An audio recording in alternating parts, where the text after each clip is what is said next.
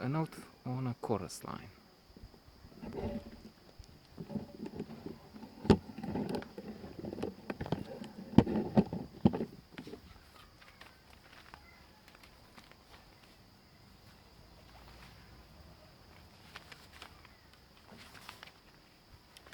A very unusual proposition from Richard Attenborough, with Michael Douglas in the leading role as a director of a sort of a musical.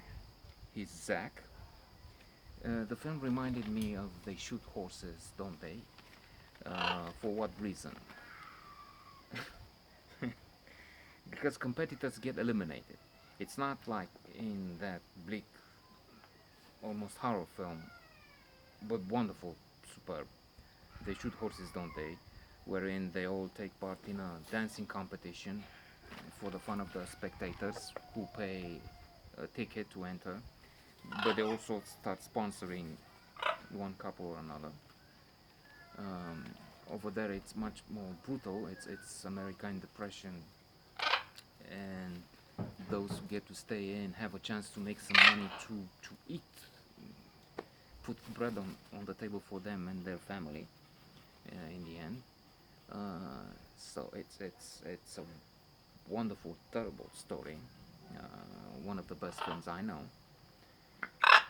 Potuliște-te. And here we just have an audition wherein competitors would either stay in if they get vetted by, approved by Zach, or they just go out and try and find another job. But that's not so, doesn't have the edge of They Shoot Horses, Don't They?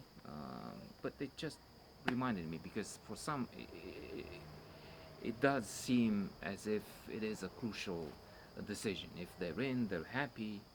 If they take part in the show, if they're out, they really are unhappy. On this note, we should read, they should have read, but it wasn't there yet, the wonderful book by the Harvard professor Daniel Gilbert, Stumbling Upon Happiness, wherein it is explained that there are some myths on that we have about happiness, on happiness. And we basically feel we didn't get this job, we'll be miserable, it will be terrible, and all is lost. But his research and plenty of other studies demonstrate that we adapt. There's a phenomenon called hedonic adaptation, and after a low point or a high point, we come back to the base level of happiness, which will happen to these competitors after all, and in most cases.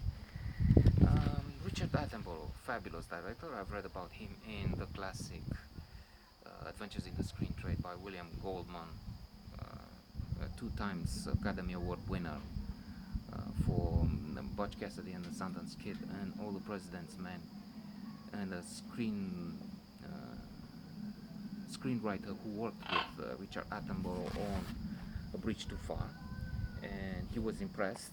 And the reader of Adventures in the Screen Trade is also awed by the personality, the stature, the professionalism, the magnificence of Richard Attenborough. This is unusual. I was surprised to find out he's the director of A Chorus Line, because it sounds like a sort of a musical to me, and I think in general does not immediately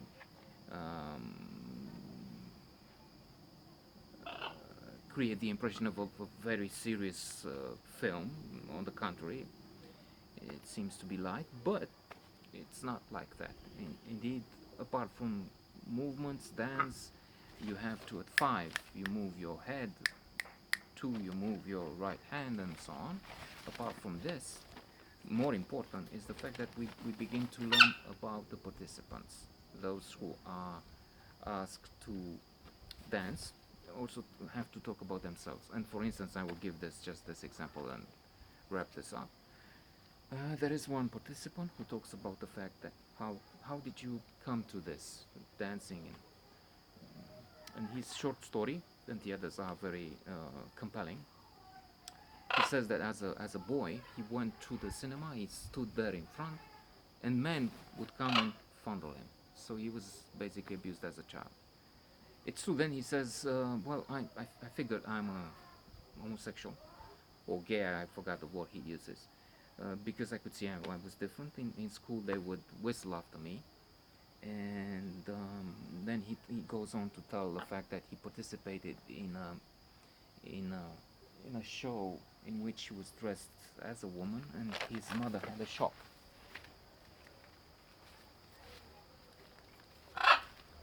when she saw him. And that story is sad, and it's just one of a series, and that makes the film very good indeed.